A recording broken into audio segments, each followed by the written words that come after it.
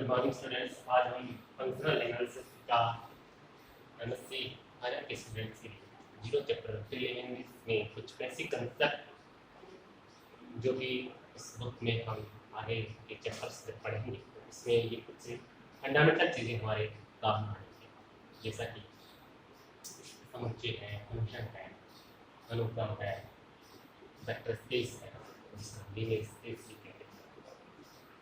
हम इनको एक बार इंट्रोड्यूस कर लेते हैं ताकि बहुत बार इनकी कहीं ना कहीं वापस हमें रिपीट ये चीज़ें होती रहती हैं। जैसे कि बेसिकली आपने बीएससी में इन सब चीज़ों को पढ़ रखा है और इसके से ये लीनियर अलजेब्रा में, लीनियर एनालिसिस में, अप्रोच में, इन सभी के बहुत बार एग्जाम भी चल रहा है।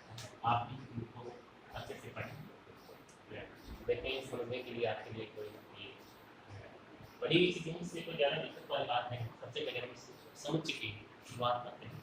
तो सेट की जो डेफिनेशन है, valuable collection of different object is said to be sets,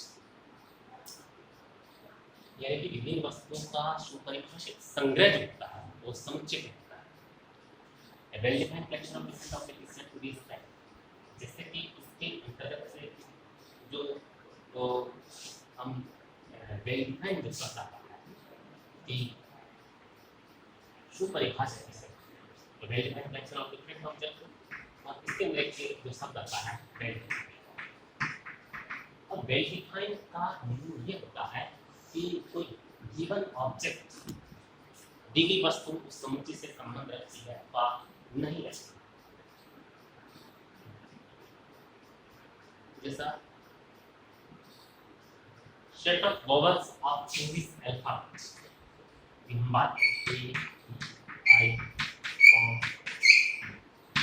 ये अंग्रेजी वर्णमाला की स्वर का समुच्चय है। ये एलिफेंट सेट दिल्ली में इसके अंदर कुछ अन्य एलिमेंट जैसे बी इंक्लूड करना, तो that is not a set of vowel of English alphabet. ये अंग्रेजी वर्णमाला की स्वरों का समुच्चय नहीं कह पाता है, इसको आप इस नाम से डिफाइन नहीं कर सकते। तो ये निर्धारित करती है, इसकी जो डेफिनेशन के अंदर ये वैल्यूएबल जो शब्द है ये डिफाइन करता है कि ये दी गई वस्तु समुच्चय से संबंध रखती है अथवा नहीं रखती। जैसे आप किसी एक एलिमेंट को इसमें से आप हटा दें, मान लीजिए आई को आप हटा दें, तो तब भी आप इसको अंग्रेजी वर्णमाला के स्वरों का समुच्चय नहीं कह सकते, क्योंकि इसमें आई नहीं। तो कहने का मतलब है कि दी गई वस्तु समुच्चय से संबंध रखती है अथवा नहीं रखती, इसके बराबर है शब्द के द्वारा हम इसको डिफाइन कर सकते हैं। समुच्चय को हम दो तरीके से रिप्रेजेंट करते हैं। एक नंबर जो है वो आपका टेबल फॉर्म होता है और दूसरा इसका बिल्डर फॉर्म। तो देखिए कि ये जो हम सेट को जैसे यहाँ पर लिख पा रहे हैं, तो ये आपका टेबुलर रूप कहलाता है, टेबुलर फॉर्म कहलाता है। जब आप किसी समुच्चय को अक्षरों की कोमा लगा करके जब रिप्रेजेंट करते हैं तब टेबुलर फॉर्म कहलाता है। दूसरा फॉर्म जो होता है वो बिल्डर फॉर्म होता है। बिल्डर फॉर्म में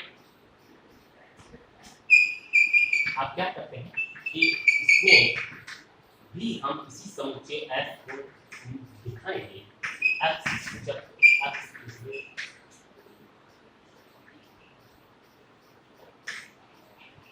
x is element of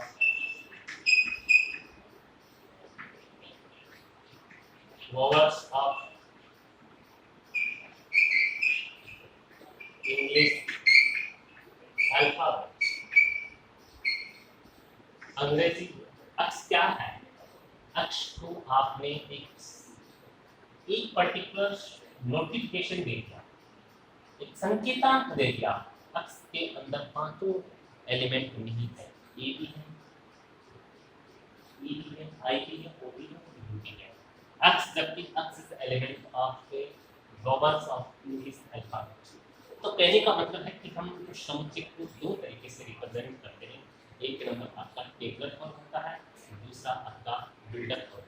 जब आप कोमा लगा के रिप्रेजेंट करते हैं तब टेबुलर फॉर्म और ये आपका बिल्डर फॉर्म होता है। वैसे समुच्चय के बहुत सारे प्रकार होते हैं, हम कुछ प्रकार पर प्रकाश डालते हैं। जैसे कि सबसे पहले आप परिमित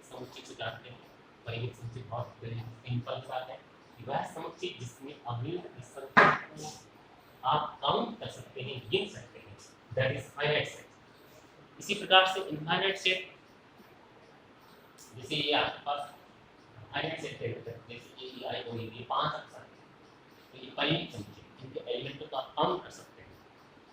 जैसे सेट ऑफ नेचुरल नंबर, ये आपका इनफाइनाइट सेट कहलाता है, क्योंकि इसकी जो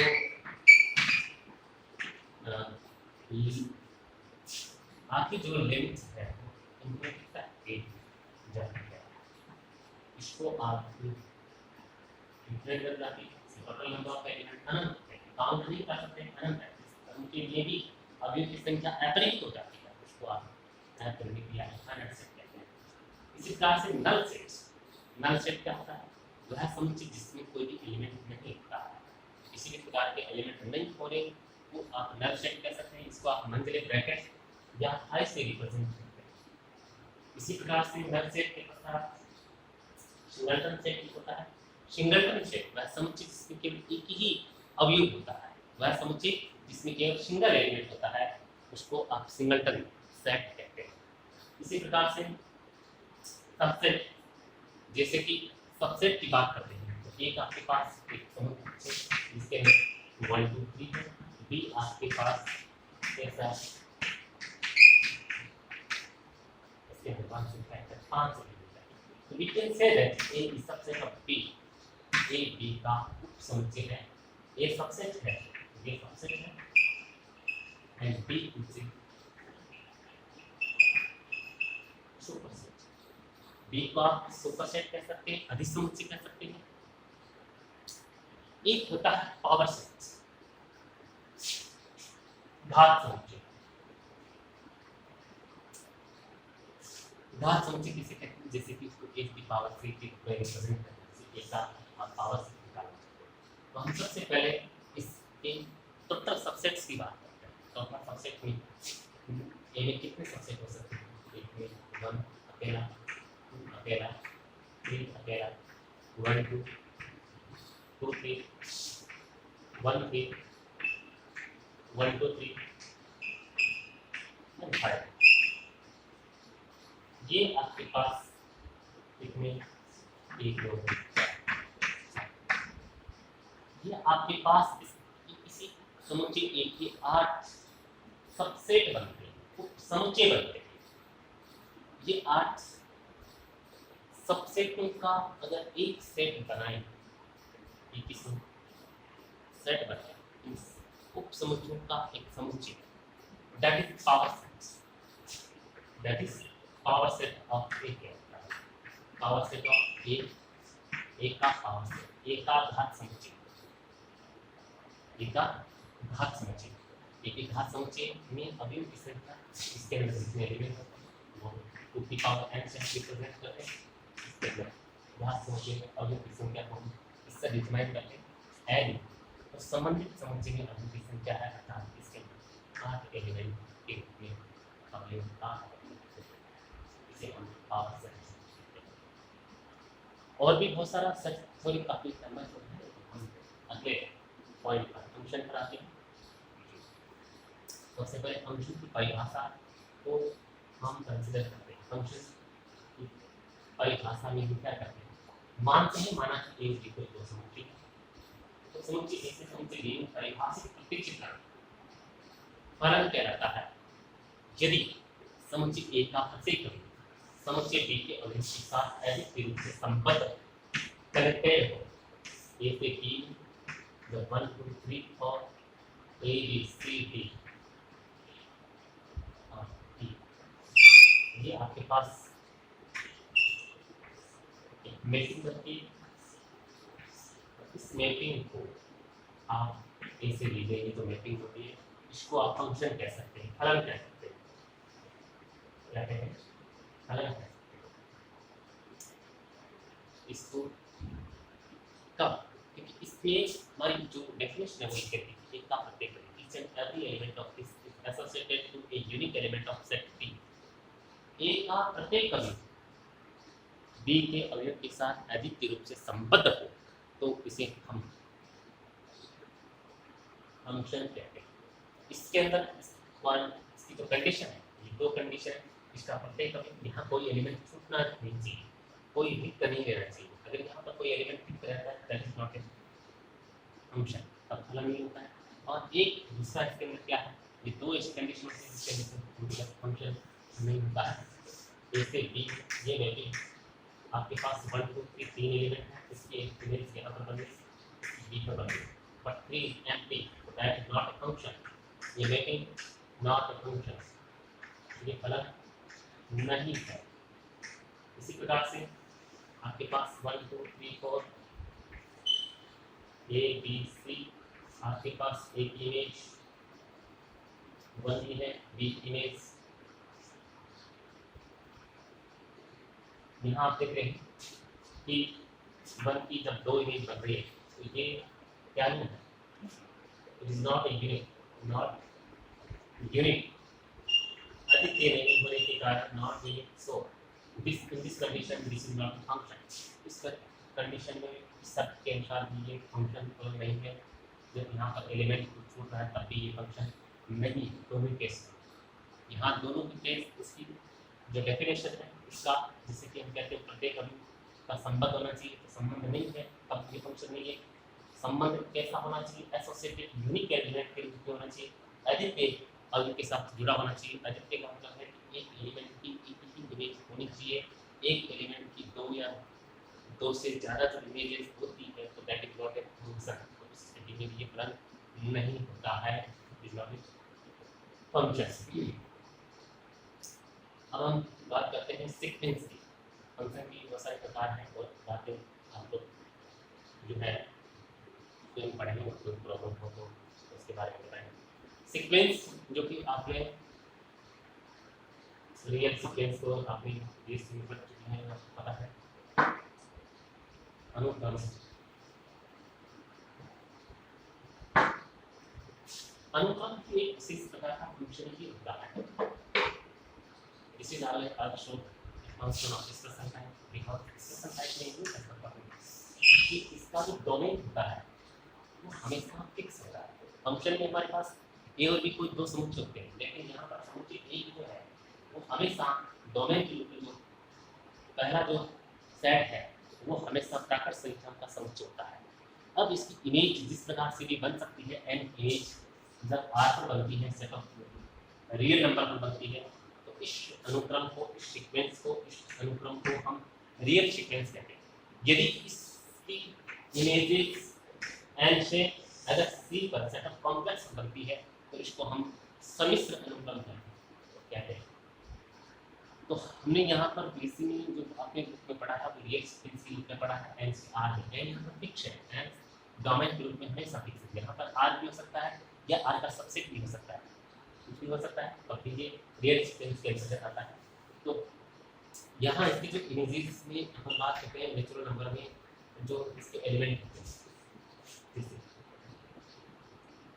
वन की हम कोई भी फंक्शन लेते हैं जैसे x is equal to 1 और x का एग्जांपल लेते हैं, इसकी इमेज बनाते हैं। वन की इमेज 1 पर, टू की इमेज 1/2 पर, थ्री की इमेज 1/3 पर, फोर की इमेज 1/4 एंड लास्ट जो है आप इनफिनिटी लेते हैं नेचुरल नंबर के रूप में, तो इसकी इमेज 0 पर, जिसका कोडोमेन जो है n की इमेज 1/n पर। इस प्रकार से ये जो मैपिंग बनती है प्राकृत संख्या से किसी अन्य वास्तविक संख्या के समुच्चय का जब प्रतिबिंब बनता है तो ये एक अनुक्रम होता है। अनुक्रम में चूंकि अनंत पद होते हैं, n में अनंत होते हैं, इसलिए इसके अंतर्गत जो पदों की जो संख्या होती है वो अनंत। अनुक्रम को भी डिटेल्स में आप लोगों ने एक में पढ़ रखा है, बहुत सारे कुछ और भी आप कुछ टॉपिक पॉइंट्स के बारे में वहाँ पर कुछ रिवीजन कर सकते हैं। हम केवल उनको यहाँ पर एक समरी के रूप में लेंगे ताकि हम हमारे जो मूल टॉपिक है उसमें चैप्टर में हम एंटर कर सकें। तो आगे देखिए,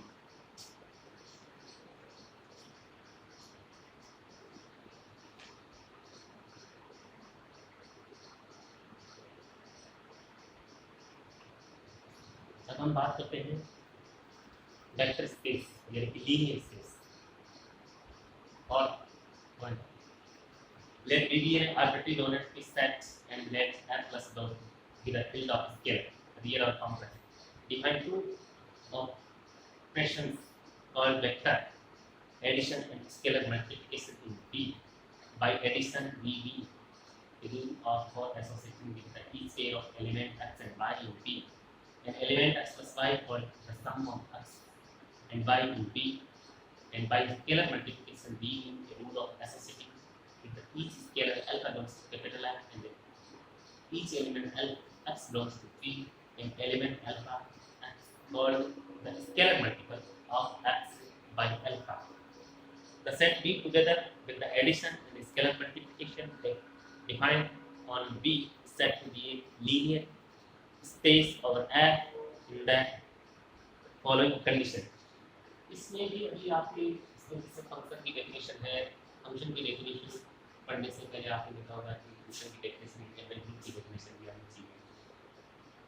तो कुल मिलाकर के जो बेसिक की जो ये जो पॉइंट्स हैं, आपका फंक्शन है, उनको भी आपको साथ एक बार रिवाइज करने देख लें ताकि क्या है कि आपको ये कैरेक्टरिस्टिक्स से और इवन आगे के जो टॉपिक्स हैं उन सभी में जो है वो यूज होते रहेंगे। तो देखिए कि सबसे जो हम जिस परिभाषा की बात कर रहे हैं कैरेक्टरिस्टिक्स की कंडीशन में इन प्रतिबंधों को क्लोजर की प्रॉपर्टी, क्लोजर जो कि हम ग्रुप में भी देखते हैं, क्लोजर की प्रॉपर्टी का क्लोजर में सिंपल सी का है अगर दो एलिमेंट अलग अलग आपके लेते हैं और उनके योग के पश्चात भी वो अभी उसी सेट को बिलोंग करते हैं तो वहाँ पर कहा जाता है कि वह शब्द है, यानी कि अगर एल का एक्स और वाई आपके पास xy belongs to P and then x plus y also belongs to P. अगर x plus y एडिशन के पश्चात भी एक B को बिलोंग करता है तो यहाँ पर क्या करते हैं योग संख्या के लिए संबंध है। इसी प्रकार से commutative property, associative property, associative शास्त्रीयता xy and z belongs to B if x plus y plus z is equal to x plus y plus z, तो ये प्रतिबंध संतुष्ट होता है तो हम इसको शास्त्रीयता का नियम कहते हैं। इसी प्रकार से कम्यूटेटिव में हम देखते हैं कि यदि xy belongs to B है then x plus y is equal to y plus x के रूप में संबंध रखते हैं। ये बहुत सिंपल शॉर्ट प्रॉपर्टीज हैं जो कि आप ग्रुप में जानते हैं, ग्रुप के अंतर्गत ये सब चीजें आपने पढ़ रखी हैं। यूनिक एलिमेंट आइडेंटिटी एलिमेंट के रूप में तत्समक का अस्तित्व, यूनिक एलिमेंट आइडेंटिटी एलिमेंट और के रूप में पढ़ सकते हैं। existence of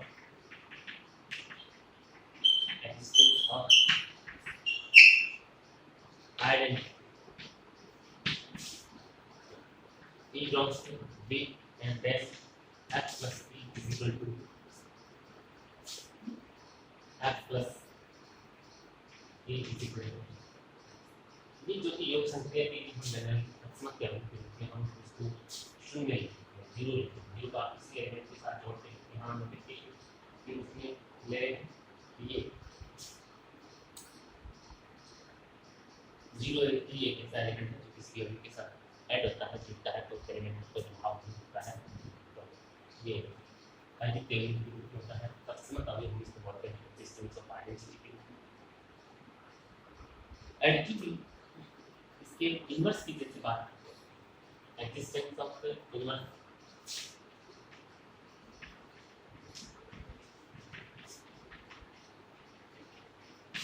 existence of let x belongs to x and y belongs to B such that xy is प्रकार के अवयव है ये x plus Y equal to दोनों को जोड़ने के पश्चात आपका ई एनर्जी योग शक्ति की बात करते हैं तो योग शक्ति के रूप में इसका जो प्रतिशत है वो उसकी शून्य होता है तो यहाँ पर हम कह सकते हैं कि x equal to minus x जो है x एंड y बहुत था हाँ inverse element of each x y का प्रतिलोम अवयव जैसे कि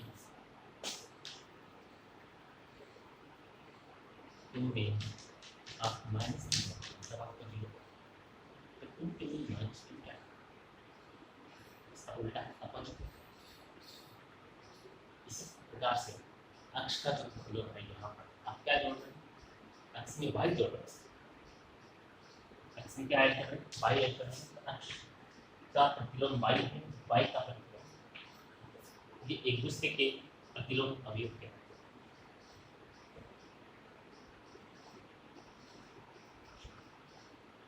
अल्फा बिलोंग्स टू f दो प्रकार की संख्याएं हैं एक एक्सटर्नल ऑपरेशन होती है एक इंटरनल ऑपरेशन होती है ये हम लीनियर अलजेब्रा में ऑपरेशंस को पढ़ चुके हैं बहुत सारी इसमें से अभी भी बातें हैं जो वही है फंडामेंटल प्रीलिमिनरी आपका जो है वो थोड़ा सा कोशिश की गई है उसमें है लेकिन सभी से तो आप ये जो बाकी बुक्स में भी चीज़ें जहाँ पर भी ये इंटरनल ऑपरेशन है एक्सटर्नल ऑपरेशन है चाहे आपका फंक्शन की डेफिनेशन है चाहे आपके मशीन की डेफिनेशन इन सबको एक बार आप समझने के रूप में आप स्टडी कर लें तो ज़्यादा बेटर रहेगा अल्फा बिलोंग्स टू अगली जो है अल्फा बिलोंग्स टू एफ है अल्फा एफ का elements and then X belongs to B X belongs to B तो अक्ष अल्फा या अल्फा अक्ष बिलोंग्स टू बी को ग्राउंड ये एफ का एलिमेंट था ये अक्ष बी का एलिमेंट हुआ लेकिन अल्फा और एक्स बस एक बेसिक व्यवस्था बी का होता है ये वेक्टर स्पेस के लिए एक नेसेसरी कंडीशन के रूप में इसी प्रकार से alpha beta is equal to alpha beta